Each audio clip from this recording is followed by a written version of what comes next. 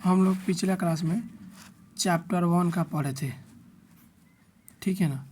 और इस क्लास में चैप्टर 2 पढ़ेंगे। पहला मैं कहता था एक दलीय प्रभुत्व का दौर था ना, और इसमें हम लोग चैप्टर 2 पढ़ेंगे। उसका ऑब्जेक्टिव और सब्जेक्टिव दोनों हो गया है। ये आपका चैप्टर 2 है, ठीक है। तो इसका नाम है राष्ट्र निर्माण तथा इसकी समस्याएं। ये आपका चैप्टर 2।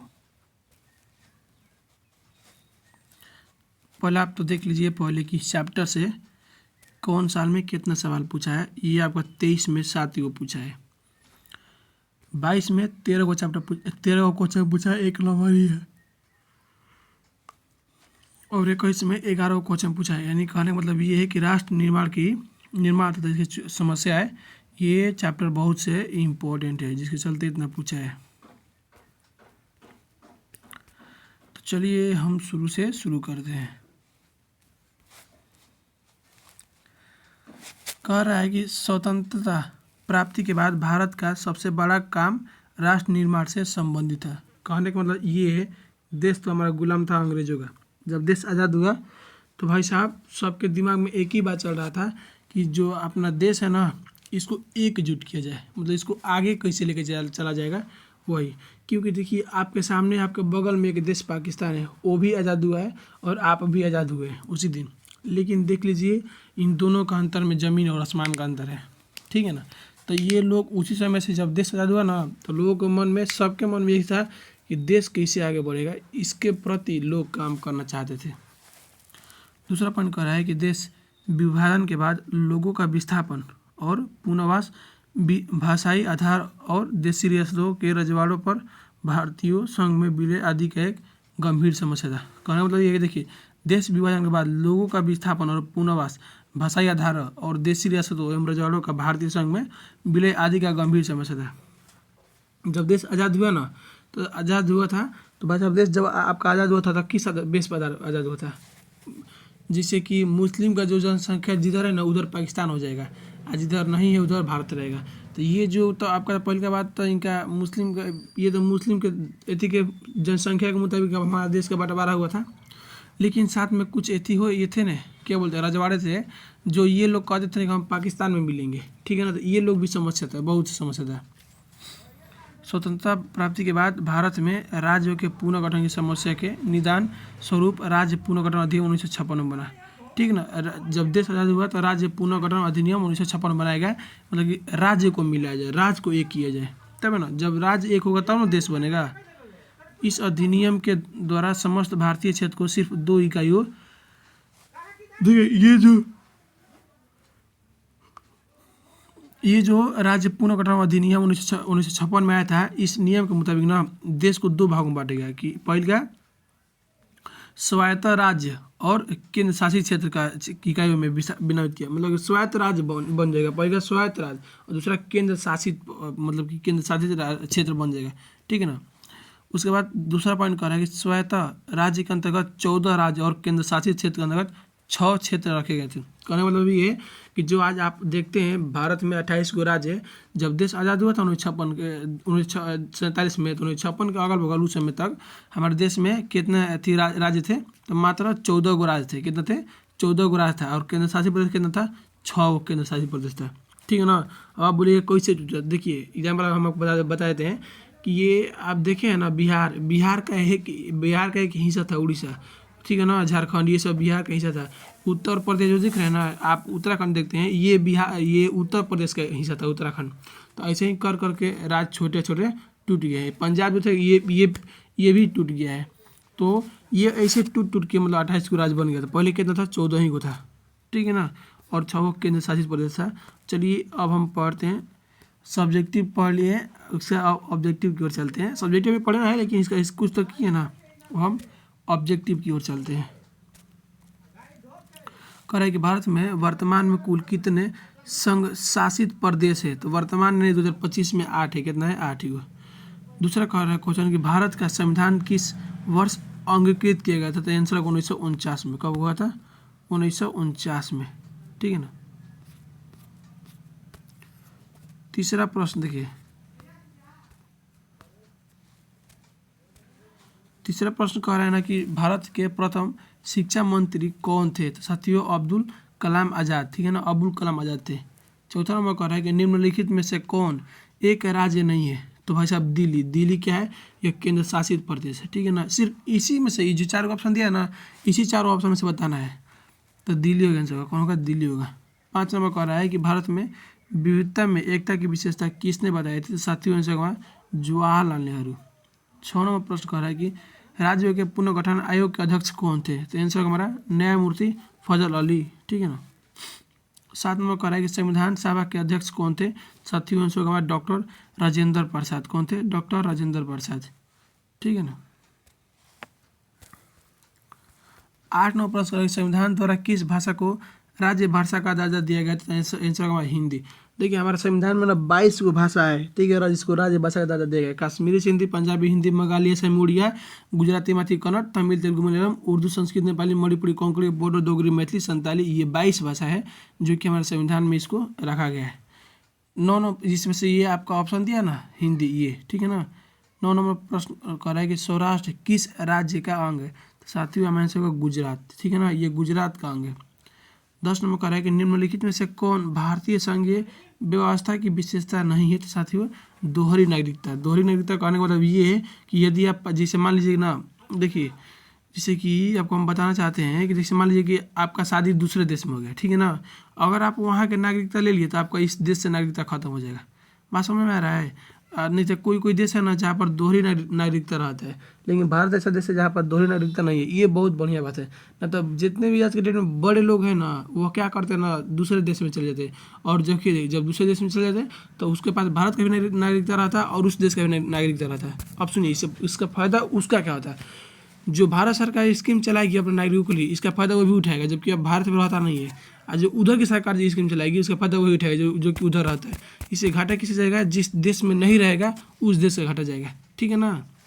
इसीलिए दोहरी नागरिकता बहुत गलत बात है, ये नहीं, किसी भी देश में नहीं रहना चाहिए।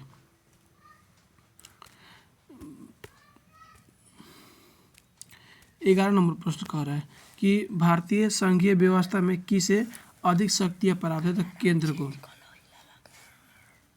ठीक है ना। अगला प्रश्न कर रहा है 12 नंबर कि पुनः पैक्ट संबंधित था। साथियों आंसर होगा दलित वर्ग से। 13वां प्रश्न कर रहा है कि मुख्यमंत्री की नियुक्ति कौन करता है? आंसर होगा हमारा राज्यपाल, ठीक है ना। मुख्यमंत्री की नियुक्ति कौन करता है? तो राज्यपाल करते हैं। 14वां प्रश्न कर रहा है कि भारतीय संविधान के किस भाग में राज्य के नीति निर्देशक तत्व निहित है? तो साथियों हमारा भाग 4 होगा। 15वां प्रश्न कह रहा है कि भारत में पहला नगर निगम स्थापित किया गया था, कहाँ किया गया था? तो मद्रास में किया गया था, ठीक है ना। 16वां कह रहा है कि संविधान के किस अनुच्छेद में केंद्र और राज्य के बीच विधायी संबंध का उल्लेख है? तो अनुच्छेद 245 से लेकर 255। 17वां प्रश्न कह रहा है बजट का संबंध किस पक्ष के साथ है? साथियों आय एवं व्यय के साथ है।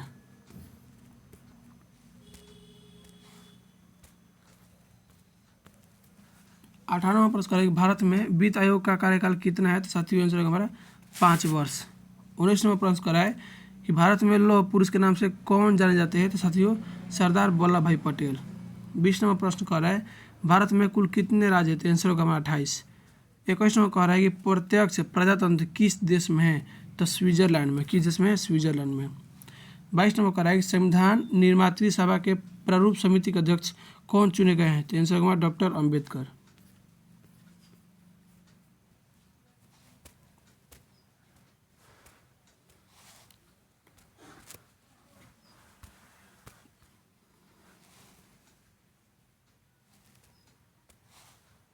कह रहा है 23 नंबर निम्न में से कौन एक मौलिक अधिकार नहीं है? साथियों हमारे आंसर का संपत्ति का अधिकार। 24 नंबर कह रहा है कानून का समान संरक्षण शब्दावली कहाँ से लिया गया है? तो साथियों हमारे आंसर होगा अमेरिका से। 25 नंबर कह रहा है कि विधान परिषद का सदस्य निर्वाचित होने के लिए न्यूनतम आयु क्या होनी चाहिए? तो 30 वर्ष। 26 नंबर कह रहा है कि विश्व अहिंसा दिवस किस तिथि को मनाया जाता है? तो 2 अक्टूबर को। अगला प्रश्न कह रहा है कि किसी नगर निगम के मेयर का चुनाव कौन करता है? साथियों आंसर में जनता होगा। 28 नंबर कह रहा है किसने द्विराष्ट्र सिद्धांत का प्रतिपादन किया था? आंसर का मोहम्मद अली जिन्ना।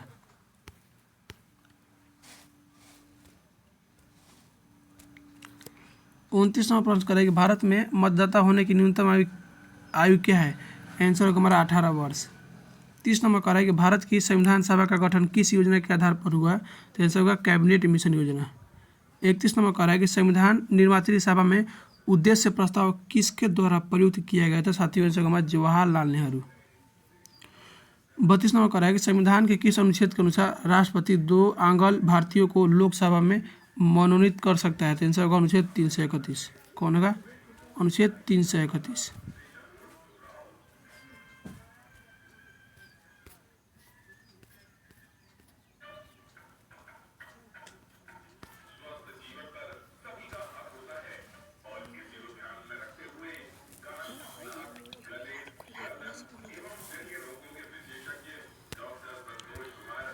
तेईस नंबर 33 नंबर प्रश्न करा है कि प्राचीन युग में राज्य का क्या रूप था? आंसर होगा नगर राज्य। बोल रहा है 24 नंबर की प्राक्कलन समिति के सदस्य कौन होते हैं? तो आंसर होगा हमारा लोकसभा के सदस्यों में से चुने जाते हैं।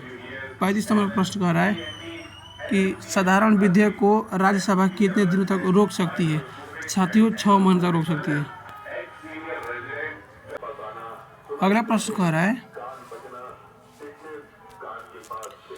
भारत में किस तरह की कार्यपालिका है? साथियों नाम मात्र कार्यपालिका है। 37 नंबर नगर निगम स्थापित होने के लिए कम से कम कितनी जनसंख्या आवश्यक है? तो 5 लाख से अधिक। यानी किसी भी जगह पे 5 लाख से अधिक लोग रहेंगे ना तो उस एरिया को नगर निगम में घोषित कर दिया जाएगा। 38 नंबर कह किस संविधान संशोधन के दौरान नगर निकायों को संवैधानिक दर्जा दिया गया है? तो 74वां।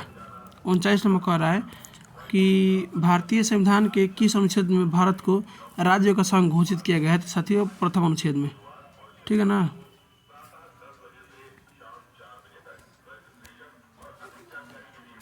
40 नंबर कह रहा है कि संविधान का कौन सा अनुच्छेद संसद को राज्य सूची के किसी विषय पर विधान बनाने की शक्ति देता है? साथियों अनुच्छेद 249। 41 नंबर कह रहा है कि 73वें संविधान संशोधन द्वारा भारतीय संविधान में कौन सी अनुसूची जोड़ी गई? साथियों 11वीं अनुसूची जोड़ी गई थी। 42 नंबर कह रहा है कि यदि राज्यसभा किसी संविधान संशोधन विधेयक पर लोकसभा में असहमत हो तो क्या विकल्प है? आंसर होगा संयुक्त बैठक द्वारा निर्णय होगा। ठीक है ना।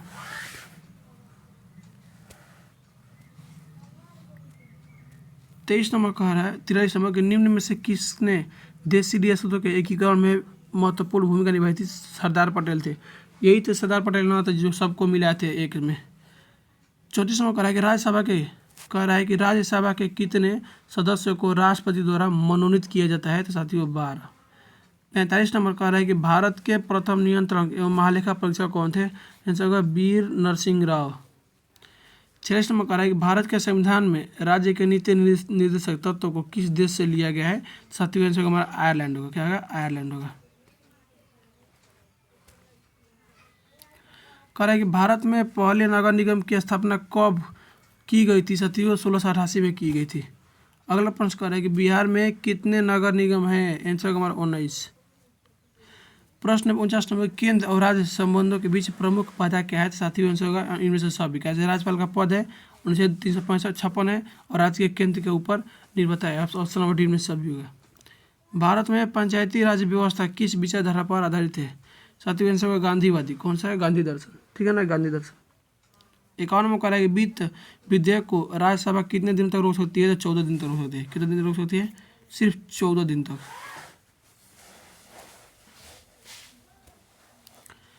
52 नंबर प्रश्न कर रहा है कि 1960 में किन राज्यों का निर्माण हुआ था? साथियों महाराष्ट्र और गुजरात का हुआ था। ठीक है ना।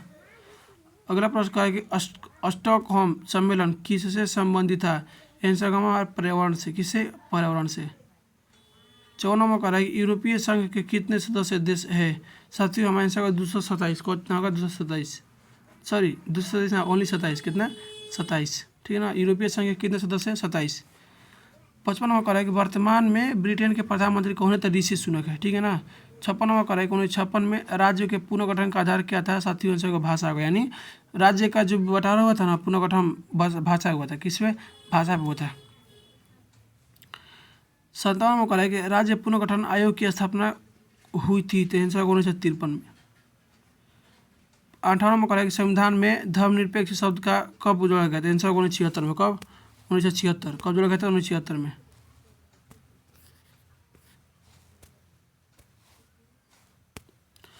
कह रहा है 59 नंबर कि मंडल आयोग के अध्यक्ष कौन थे? आंसर होगा बिंदेश्वरी प्रसाद मंडल। कौन थे? बिंदेश्वरी प्रसाद मंडल।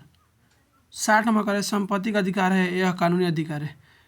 61 नंबर का है 44वां संविधान संशोधन कब पारित होता है? आंसर होगा 1978। कब होगा? 1978। ये आपका 61 गो क्वेश्चन चैप्टर 2 का है, ख़त्म हो गया। हम आपको सब्जेक्टिव करवा देंगे, ठीक है ना। कैसे इसमें देख लीजिए, सब्जेक्टिव कुछ ज़्यादा ही है, ठीक।